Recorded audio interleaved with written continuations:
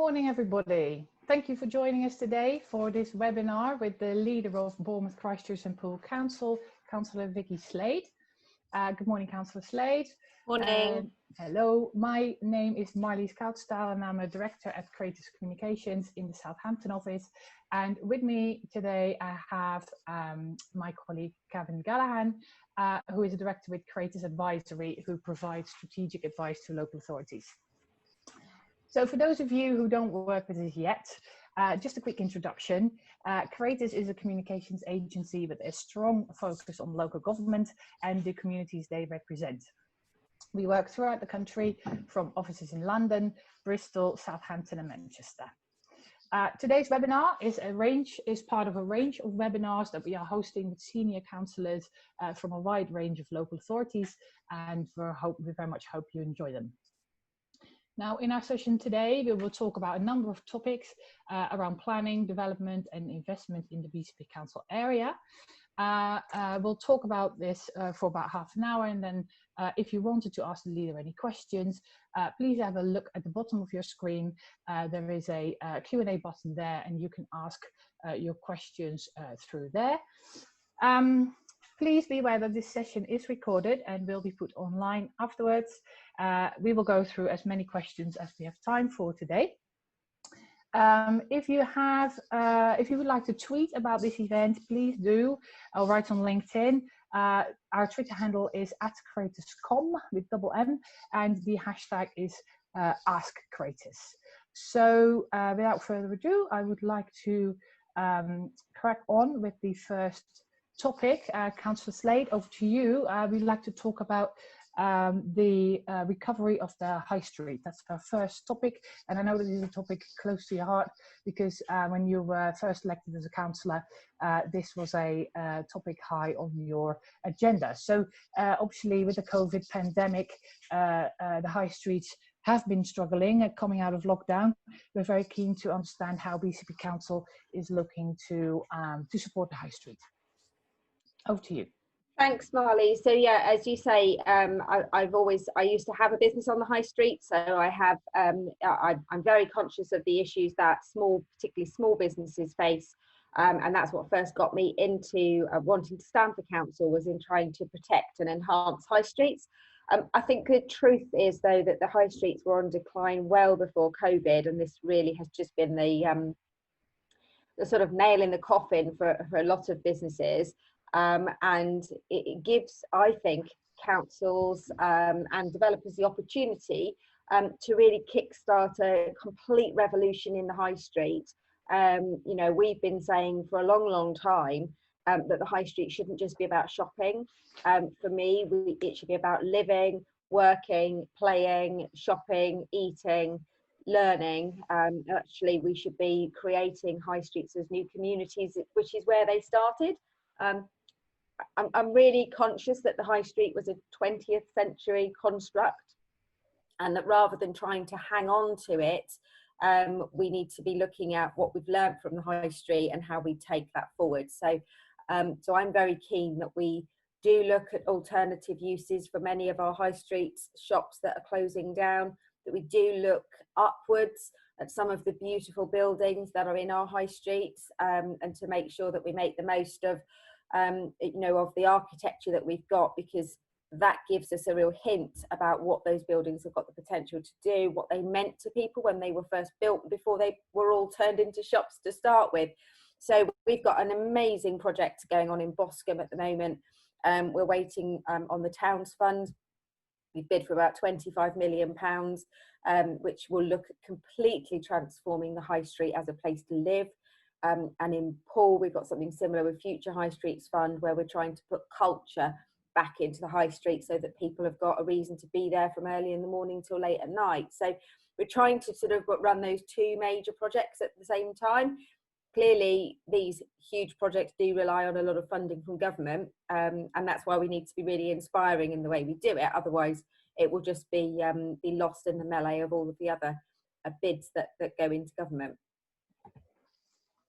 Okay, so and the funding that you are sort of, you know, if the funding comes through, how would you look to spend that? I mean, what would be the sort of priorities for spending that funding?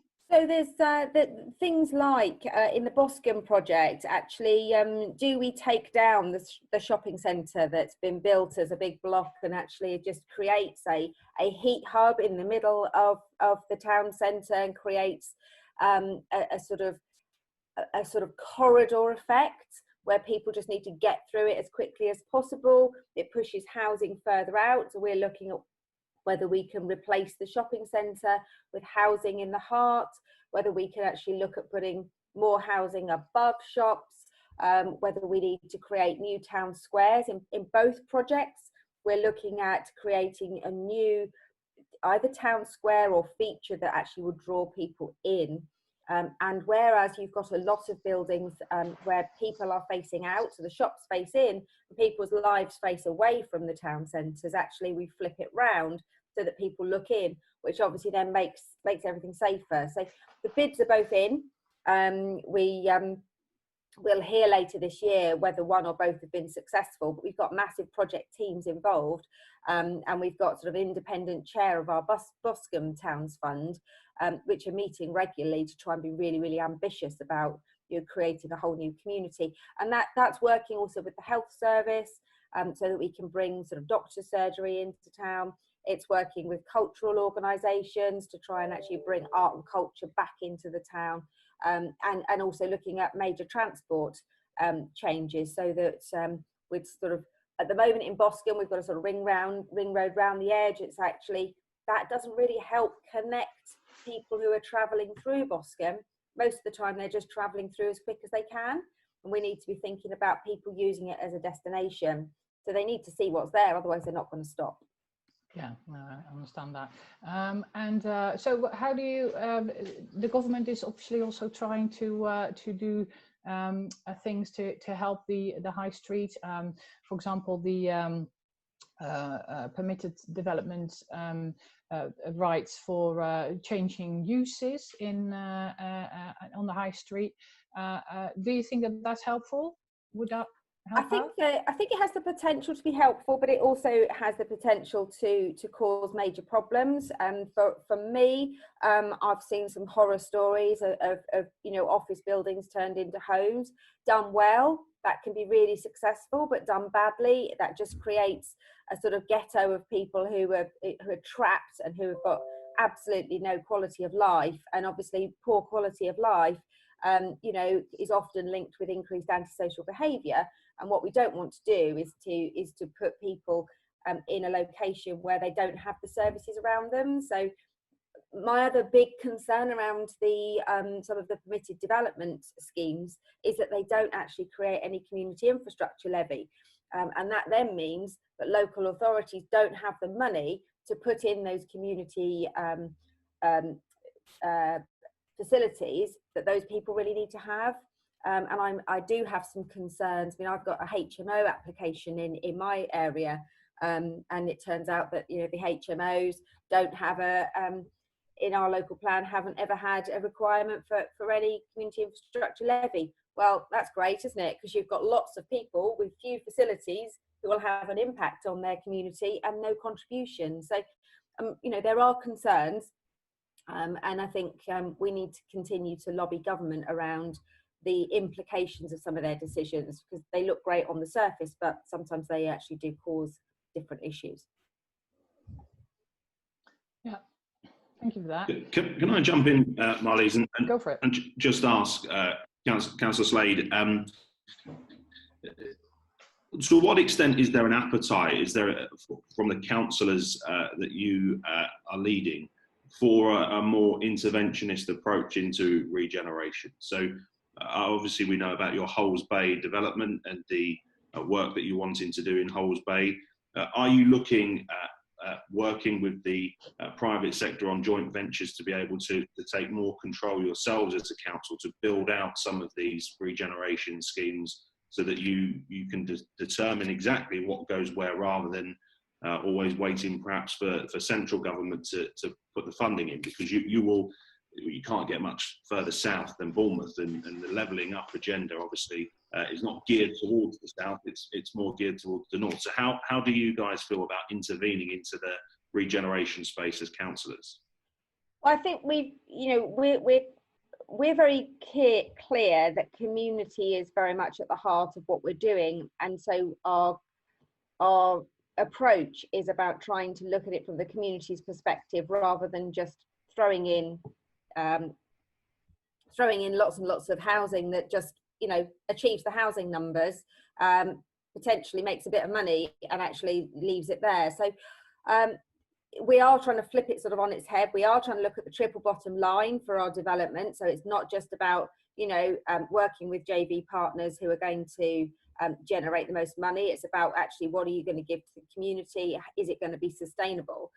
But we've got obviously several options because we've got our own development company, which is working on our own land. That allows us to potentially take a bit more control about that.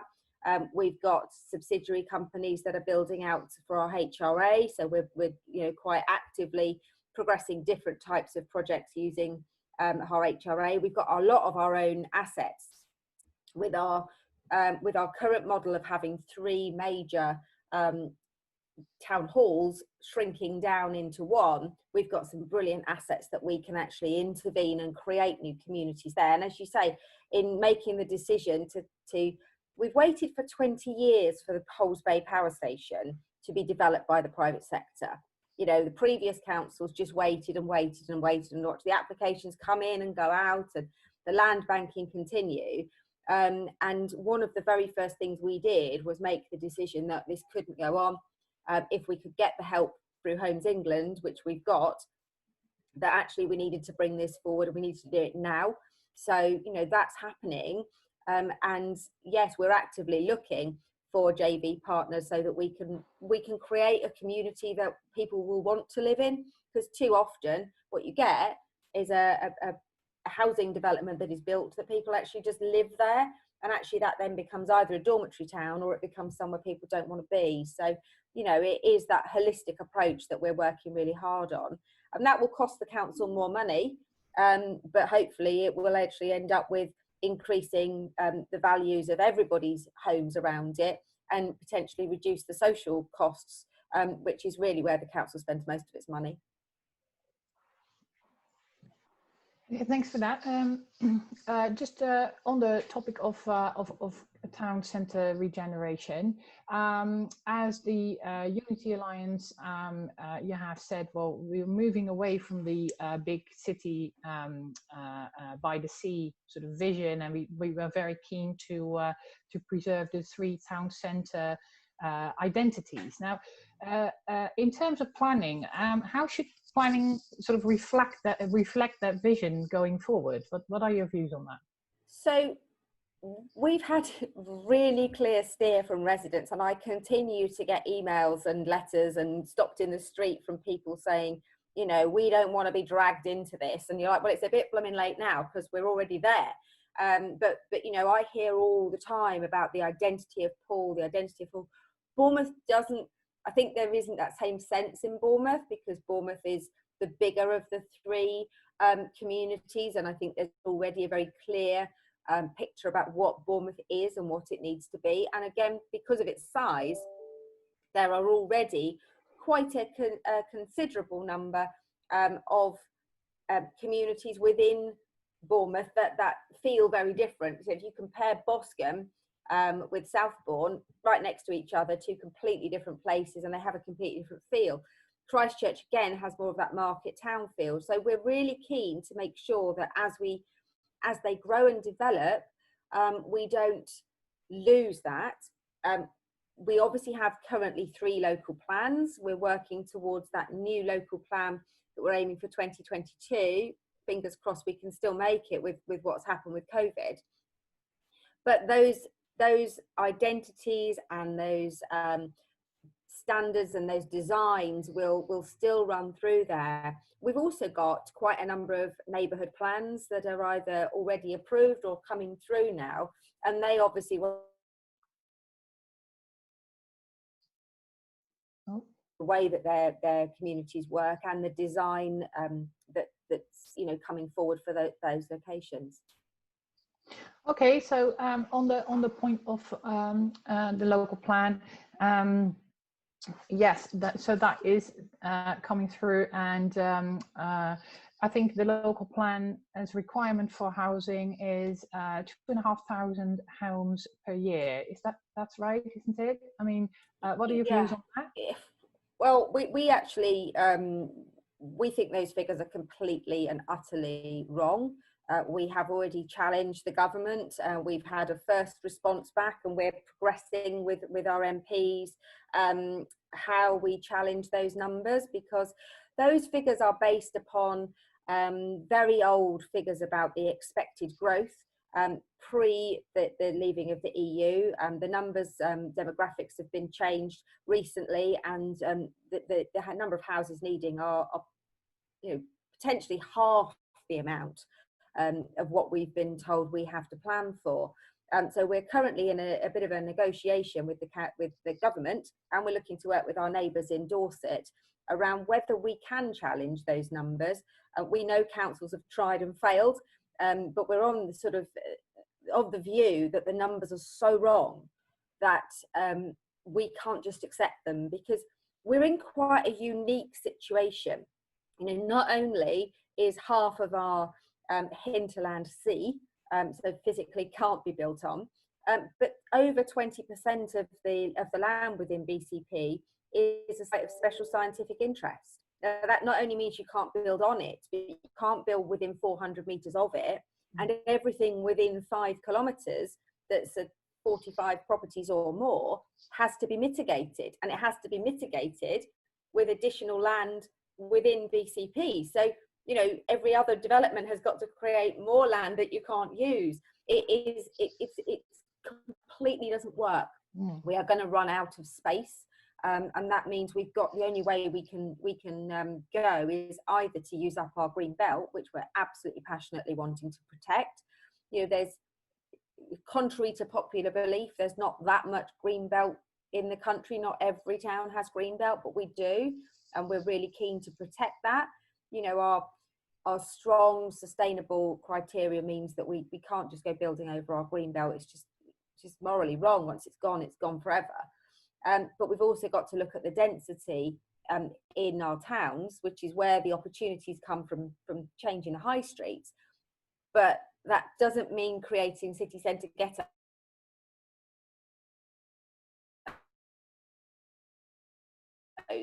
because there's a lot of people who don't like higher buildings. They don't feel safe or comfortable in that increased density, and so that's where the design and the use of outside space and actually bringing people's whole lives into towns gives us the opportunity to change that sense of, yes, I want to live in the town centre, from I only go to the town centre on a Saturday. So until we change that mindset, we're going to struggle to bring people in. But if we don't, we haven't got anywhere else to go. And our neighbours have got high housing numbers too.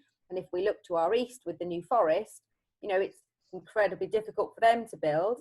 And there are proposals for a national park in Dorset too, which will make it more difficult for them to build. So, geographically, we're in a very difficult position. We're grappling with those issues all of the time. Yeah, I appreciate that. But obviously something's got to give, and I can imagine that. Do you think that mindset will bringing maybe more people into the town centres to live and mix these uses, as well as if you have no space, you could go up? I mean, do you think that mentality will start to change over time? Can communities start to accept these ideas of, people got to live somewhere, why don't we make use of the space that we have and just go up into the air? I think more people are coming to terms with that. There's still a lot of people who will fight against it, and we have to recognise that we need to zone our towns so that there are areas where it's okay to do that, and there are other areas where it's absolutely not okay to do that. And we are sort of pushing those boundaries at the moment. Currently, our local plans are holding us back a little bit. because we are working on plans, you know, in Bournemouth and Christchurch are sort of pretty old plans, and they need urgently to come forward. There's, for example, the requirements for parking that we have in Bournemouth. They're not really necessary, because if you're going to actually recreate the town centres, and there isn't that same need for parking, but we have to provide it because the local plan says so. You know, there are limits on heights because the local plan says so, and we're already beginning to talk to developers who have got some really interesting ideas about how they create different development, but we just have to make sure we bring people with us.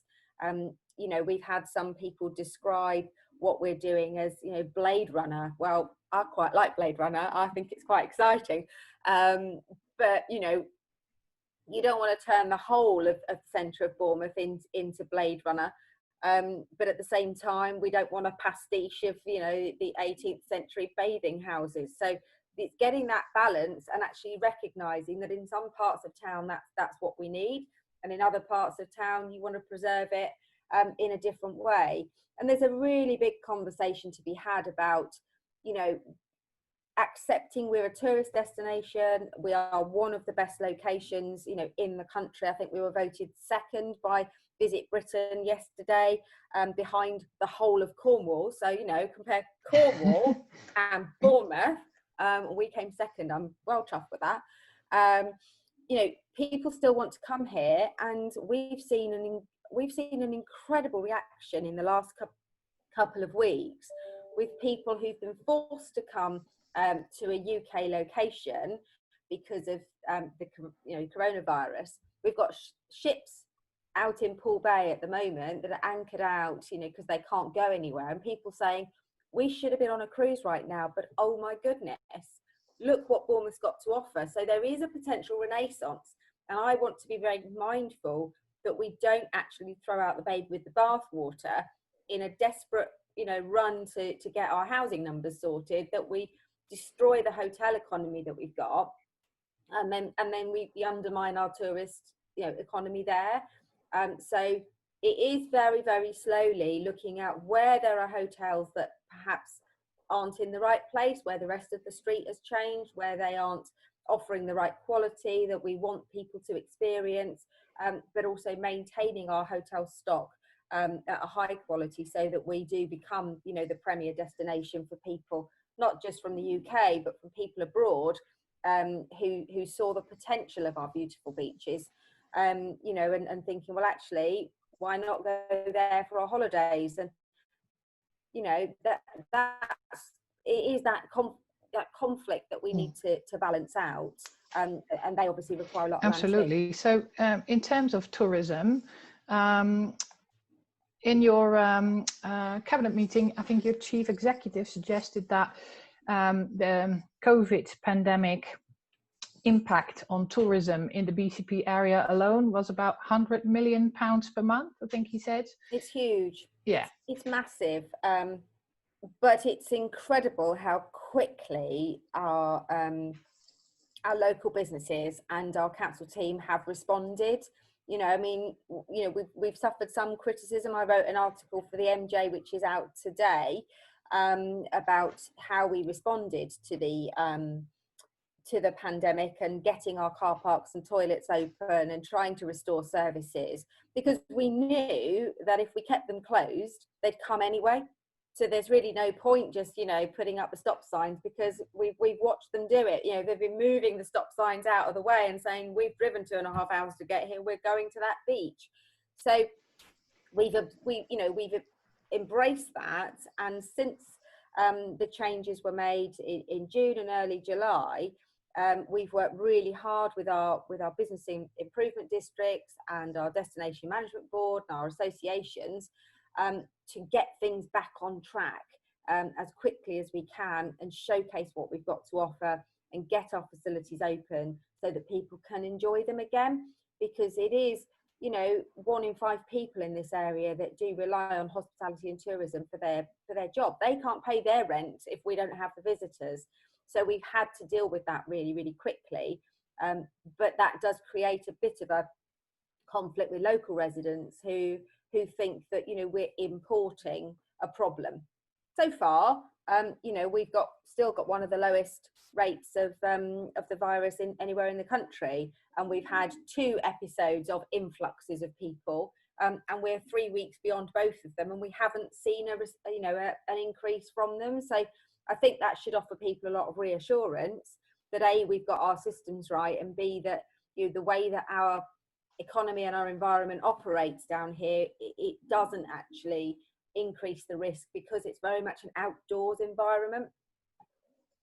Yeah, yeah, it certainly is. And of course, in terms of tourism and hospitality, obviously very important for the BCP area, but also the area is an area where also the conference sector is there. In terms of the BIC, what are your plans there? Are there plans moving forward? Well, we had started a project. We made the commitment. You probably will have seen late last year to do some short-term improvements to sort of stop the decline, if you like, because the BIC in its heyday was the place to go. But in the last few years, it's become tired. It's not kept up with some of the other places that are moving forward. So we did make a commitment to some short-term funding while we looked at the long-term future. COVID has obviously impacted that, because we have to be mindful about, you know, getting it functioning again and making sure that it, you know, things can survive. But we do still have long-term plans that are pretty radical. We have consultants who've done us our first stage market testing and stakeholder engagement work around what do we want to do, and we're still very, very keen that what we're calling the Bournemouth Arc, from the sort of pavilion round to the pier and then up to the BIC, that we're reimagining that for the future, and that's going to involve considerable external investment. You know, we're not going to be able to do that on our own, but what we've got to try and decide is what are the big priorities. And for us, what's really clear is the USP of the BIC is its location. So whilst it would be very easy to go and build out on Wessex Fields and build a big conference centre, who cares? You know, you might as well be in Gateshead or, you know, Swindon, if you're going to be on a field that's, you know, oh, you can get the bus to the beach. The beauty of the BIC is that you come out of your conference or your head is messed up because you've just listened to 17 speeches in a row, and you can come out and then you can just have a walk along the beach. You know, you can do that in Brighton, you can do that in Blackpool, but you can't do it with the golden sands that we've got. And so one of the big things about how we respond to that is, how do we turn the building round so that it takes advantage of its position, because the current building doesn't do that.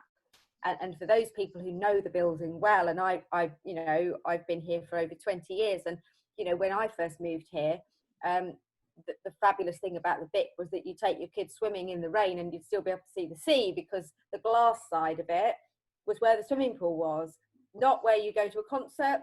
And that's been retained as they've just tried to sort of shift it over the years. So it doesn't take real advantage of what it's got. And you know, we've got to make a decision. But COVID has obviously is going to make that more difficult. But I think that by progressing Power Station and by progressing our Winter Garden scheme and by continuing to build out and looking at a low carbon development at Wessex Fields, I think we're demonstrating to developers and investors and the public that we're going to lead the way out of this, and we're going to lead that recovery. And if it's our cranes that are, you know, that are there, then other people will go, well, we've got the confidence to believe. And I think the more that we do that, the more likely it is that we can bring the BIC forward. Can I just say as well, Vikki, it is clear that the Unity Alliance is looking to address the stagnation that potentially has taken place for a long time in your conurbation. And you can be forgiven for thinking that you've been there for 5 or 6 years at the moment. It has only been just over 12 months that you've been in post, and you've dealt with a global pandemic in the middle of all of that. as well. Where are you as an administration in terms of being able to put that list of priorities together? So obviously you've spoken there about the BIC very extensively. There's obviously other developments as well in the area. We've spoken about Hulls Bay, but clearly we all in councils have finite resources, so we have to be able to prioritise. Where do you think you are as an alliance and an officer corps in terms of being able to present your priorities in the list of orders to say in this term, this is what we're going after? I think we're probably still a little way from there, because what we've started is a lot of market engagement and testing on quite a lot of things. So, you know, talking of Wessex Fields, which controversially we stopped, you know, that is currently out to market, looking at saying we don't believe in the original project, but what we do believe in is this sort of med tech, low carbon, live work environment. And so what we've done is we've thrown it back out to the market and said, you know, is there an appetite for a low trafficked location where we can actually bring in really high quality jobs? Now, if we can test and prove that there is a market for that, then, you know, we've then got it in a box ready to go. So what we've got to do is get those big projects ready to move. I suppose it's been quite difficult until BCP was formed to, you know, Bournemouth Council, I think, had its own ambitions, and they had lots of big ideas, but potentially they weren't able to get the traction because it's a small town on the south coast. Now we've got that. I think we've got to take advantage of it, and we've worked really, really hard to make sure that we aren't missing a trick, and we aren't missing the opportunity to get ourselves out there, and trying to work collectively with our MPs who are, you know, pretty ambitious themselves. Interestingly, the two MPs for Bournemouth have got some quite clear ideas about what they want to see, and it's trying to build those relationships, which politically has been a bit of a you know, interesting journey, when clearly they didn't expect that it wasn't going to be, you know, a single party administration. So we're probably a few months away from being able to form that, but we have a corporate strategy that's really clear. You know, we've got delivery plans attached, and we've got sort of those corporate priorities around the environment and around regeneration and around community development, which were put into this year's budget. We've had to pause those because of COVID, but depending upon how much of the financial issues are resolved by government in the next few months, we've made it really clear that those remain our priorities, and that as soon as we're able to start funding them again, the investment into development officers for culture and development officers for regen and moving the climate plan forward are absolutely there, and will be progressed as quickly as we possibly can. I think that's a really interesting point that you make there about how, particularly with Bournemouth, potentially with the spending power that comes with being part of this conurbation now, that you are more, the position has been strengthened because you are a whole rather than the sum of your parts. And with the government looking at more devolution and a white paper coming out in the autumn, it perhaps hasn't been discussed as prominently as you might expect, but that's an interesting point, that the merger, and you know, you have taken part in the biggest reorganisation of local government for 35 years in Bournemouth, and that reorganisation has potentially in the long run led to regeneration schemes that are far bigger and better than could ever have happened if they were individual district councils going forward. And when the government looked to unitarise more councils and merge more councils from the autumn onwards, actually what you're potentially saying is that could be a huge benefit for regeneration in Bournemouth, but also in other parts of the country as well. I think so. I mean, you know, I've made no secret of the fact that I wasn't a fan. And I think one of the reasons I wasn't a fan was the fear of being swallowed up. And that's why this maintaining the identity of different places and allowing different places to grow at different levels is so important, because if we can do that right, then we can hopefully offer an assurance to other places that unitisation isn't anything to be feared. You know, it's how it's done, and it's who's running it, and it's where, you know, what the priorities are is what matters. The actual unitisation in itself, I mean, I can't see why it's not a good thing, you know. And my previous council was a small unitary, so I've only ever known that, you know, I'm the councillor for BH18, and ultimately if it happens in BH18, it's my problem. The idea that I've got to share that with, well, is it this department or this department? I've never quite come to terms with that, but you know, it makes sense. I'm really nervous about devolution. I'm really nervous that we're going to be forced into combined authorities that don't pay any respect to place, because I think the great thing about unitary councils is that because they cover everything, if they're done right and they're done for the right size, it is about place and people. And if we have these vast combined authorities with enforced mayors, you know, for the whole of the South Coast, or, you know, the whole of the South, what's the point? You know, you might as well bring back the regional development agencies again. So you know, I did a webinar last week about the future of devolution, and I'm much more comfortable with having reasonable sized unitaries that are about place, and then having pan-regional partnerships where you retain your sovereignty within your unitary, but that you work with different partners for different things. Because what's really interesting about Bournemouth, Christchurch and Poole is that for some things we look west. So we're a tourist area, we're a hospitality hub, you know, we have the most beautiful environment, which makes us look west. So we're part of the southwest when it comes to that. We're part of the holiday economy. However, we're also a finance hub and a marine hub, which means we look east. So we've got Southampton and Portsmouth, where we've got so much synergy with those other southern cities. And we need to have good connections up to London. So we've got to look east so that we can make sure we make the most of that corridor, and we can attract businesses who would otherwise be in London and looking for a regional area to come down and believe that we are that place. We've also got to look north up towards Bristol, because for the southwest, BCP is the second largest place to Bristol. And if we don't actually work with Bristol, and we don't actually think about what the impact of Bristol and its hinterland has on us, then you end up people being sucked to Bristol. We know of businesses that have moved out of London and they've gone Bristol or Bournemouth, Bristol or Bournemouth.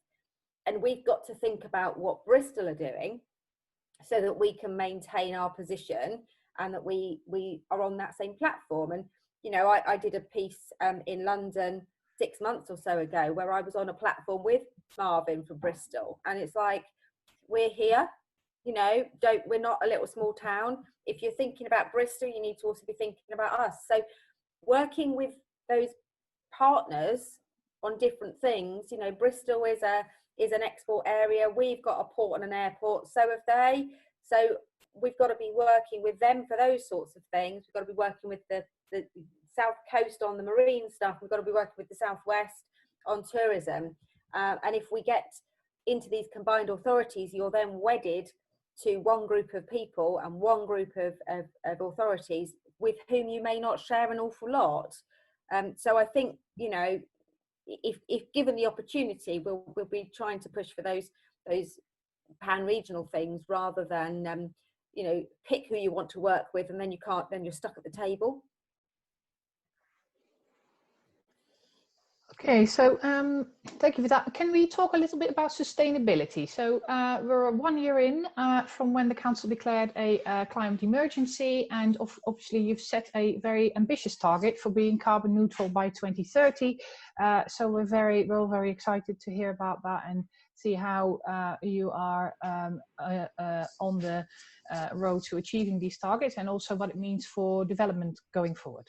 Yes, so we're really pleased that we were one of only 5 UK towns and cities praised as global climate leaders with the CDP, and we've incorporated all of the sustainable development goals into our strategy. So we're sort of trying to make sure that sustainability is a golden thread that runs, or green thread that runs through everything that we do.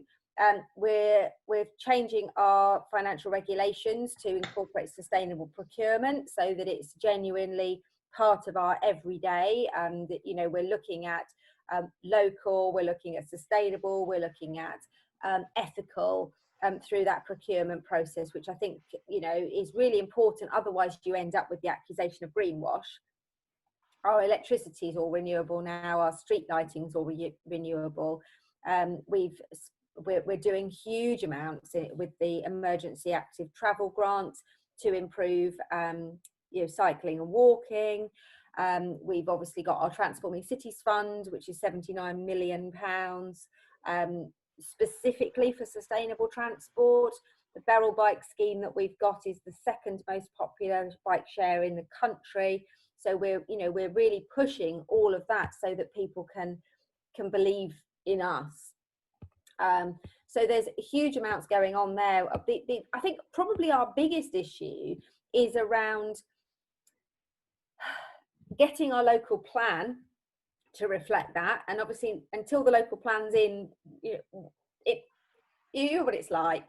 It's looking at it from a developer's point of view, you're going to do what you got to do, and you're probably not going to do a whole lot more, because ultimately it's all money.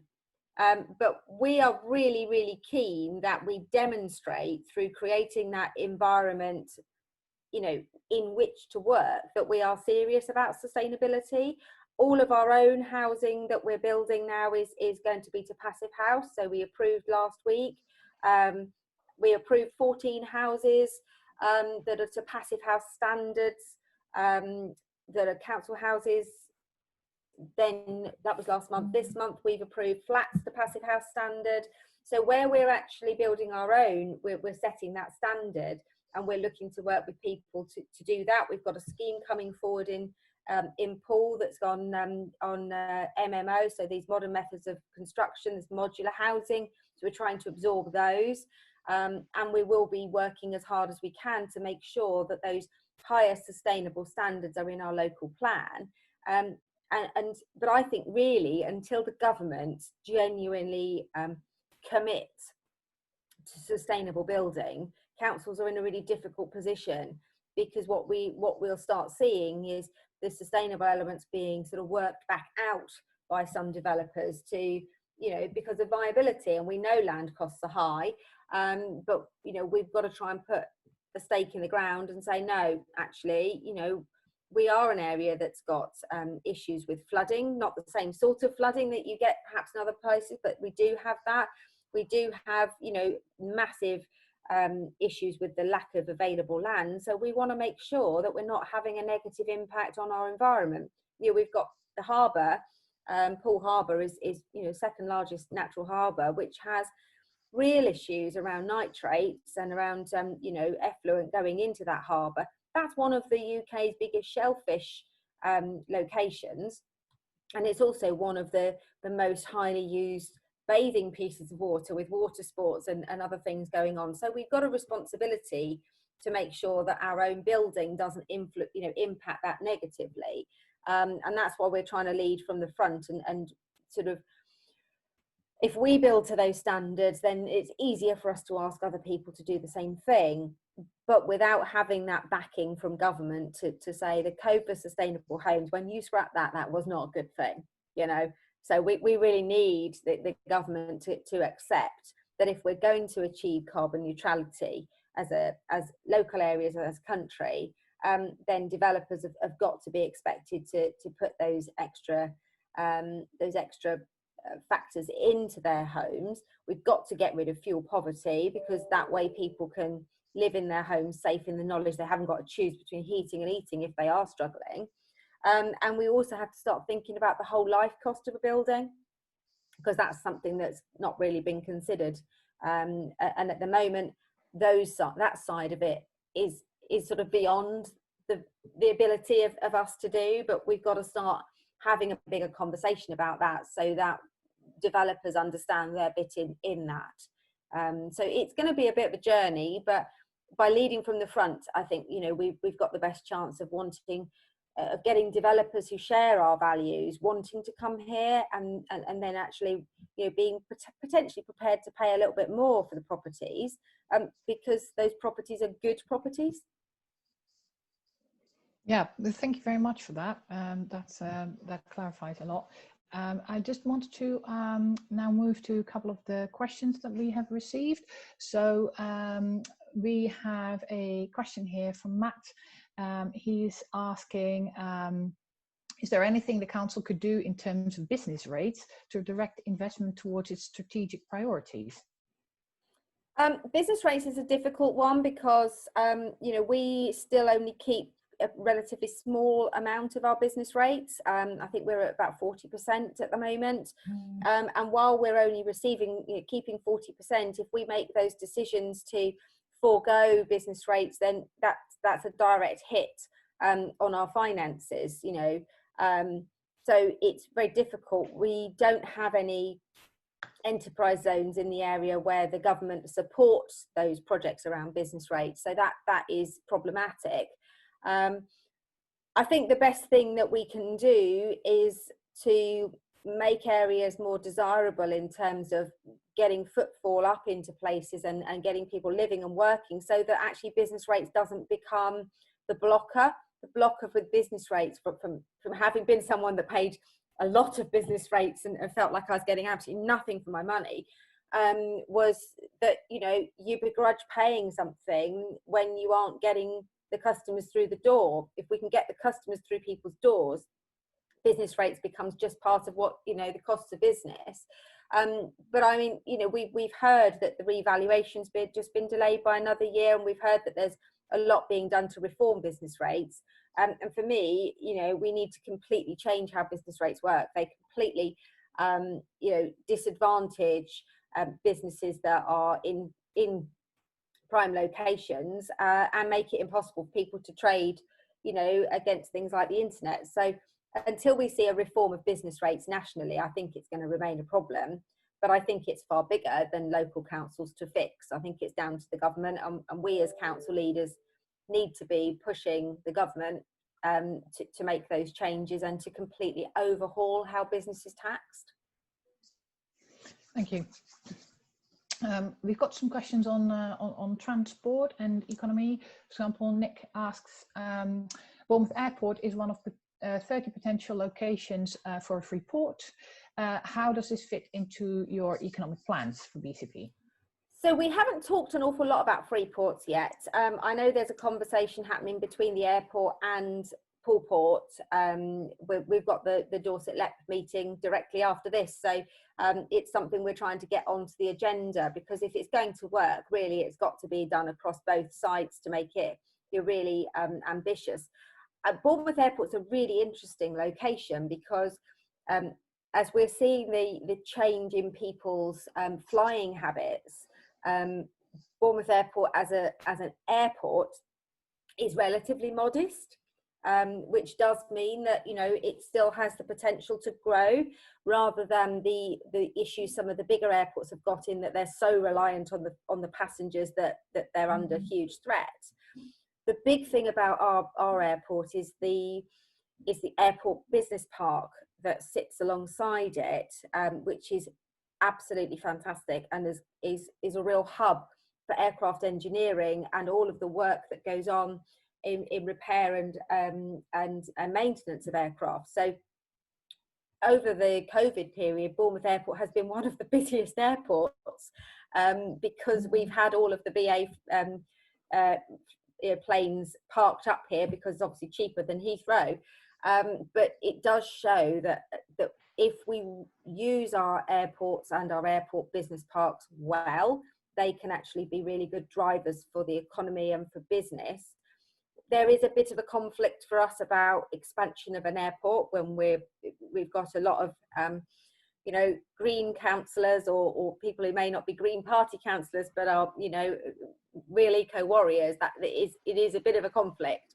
But I think developing it through that free port mechanism and expanding it out to think about the airport not just as a means of passenger transportation, and thinking of it through the free ports and through the development of the business park is probably the way that we need to go, because it is really key.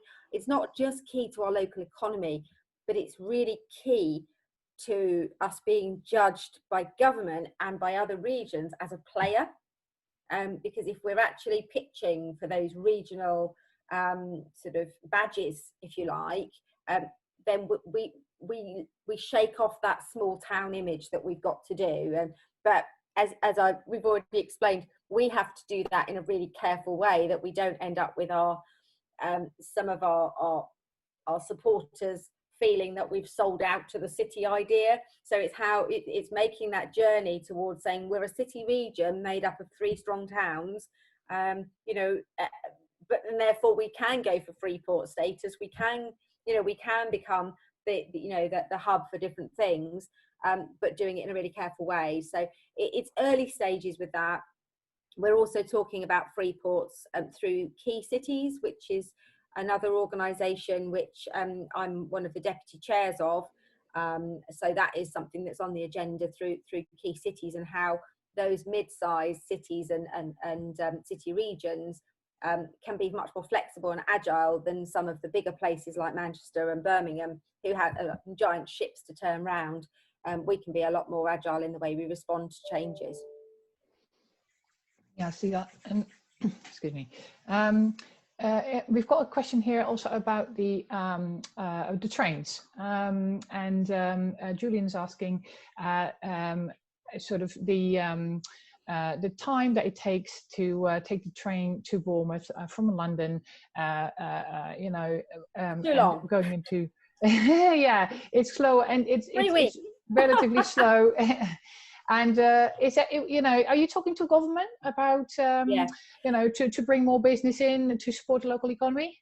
This is one of the reasons we're talking to Portsmouth and Southampton, because we know that one of the problems for us, what we've in the research we've been doing, so my job over the last year and my job over the next couple of years, as I see it, is as the walking prospectus for BCP.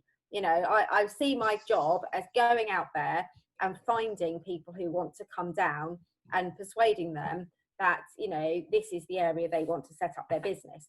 And 2 or 3 things hold people back. One is the journey time. One is the lack of cultural diversity. There's also a little bit of ethnic diversity, which does hold us back as well, because it does put a lot of people off in thinking it's very homogenous. And then obviously we've got the issue with the house price to income ratios and the actual the stagnation that we have had recently in that build. So the availability of homes and schools. So that bit we're dealing with. But on the transport side, one of the things which I've started to do in the last 6 or 8 months is really build a close relationship with Portsmouth and Southampton. I have regular meetings with the leaders and chief execs of Portsmouth and Southampton. They're also key cities with us. We are working with the sort of Solar Rail network to try and collectively persuade Network Rail and South Western Railways to invest in the bottom end of the line. Historically, the way that the network tends to work is it starts at London and gradually improves as it comes out. So it'll get as far as Woking and it'll go job done. We've got to try and work on that piece coming from the south upwards. So we've actually, I think there's another meeting next Thursday. We have had an initial meeting with Network Rail. We'll continue to do so. But we've got to actually convince them that there is a business case for the 3 cities along the south coast, that we need that connectivity. We've got to get 25 minutes off the journey time to make it a viable alternative for people to come down from London. The other thing that we're working really hard on and making really good progress on is our digital connectivity, because we've got Talbot Village Trust that are developing a digital exchange up at the university. We've got our 5G test bed that's going live shortly, and we've got this consortium of R&D that's going on, which is creating a sort of digital hub. so that even if we aren't able to fix our physical connectivity, it becomes somewhere that you can locate and be in a space that's as dynamic as the bigger cities are. So, but yeah, the rail is a problem. We're also looking at local rail, because we don't have any sort of decent internal rail. We're very reliant on, if the train's going to London, it will stop en route. Actually, we need to look at a metro within the conurbation, so that we've got much quicker shuttles in between the various suburban locations to try and get rid of some of that congestion as well. Vikki, you a lot of the kind of big issues that we're talking about here involve lots of conversations between you and central government.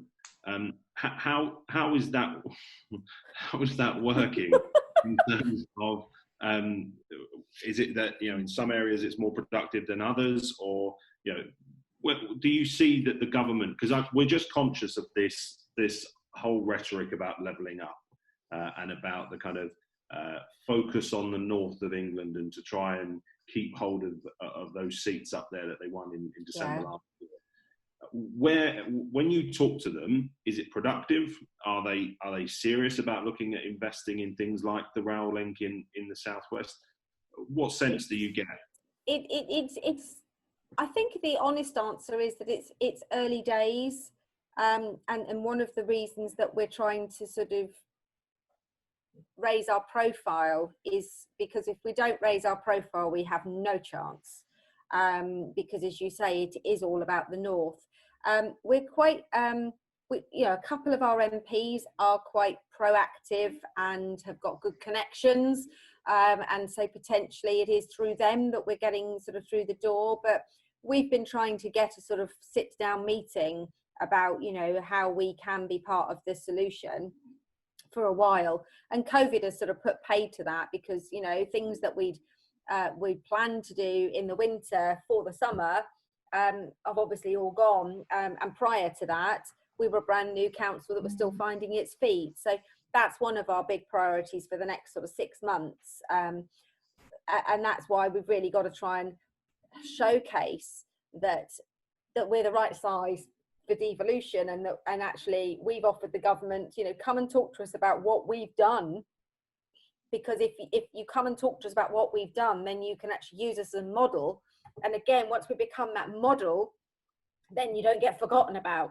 So if the levelling up agenda does go north, we can at least go, hang on a minute, it's not just about the north. At the moment, you know, there is no voice. So in some ways, having this very unusual political dynamic has reminded people that there is another way, and that by sort of stirring things up a little bit, although I'm sure that we are a bit of a thorn in their side because they were hoping for something different, I'm confident that it won't let us get forgotten.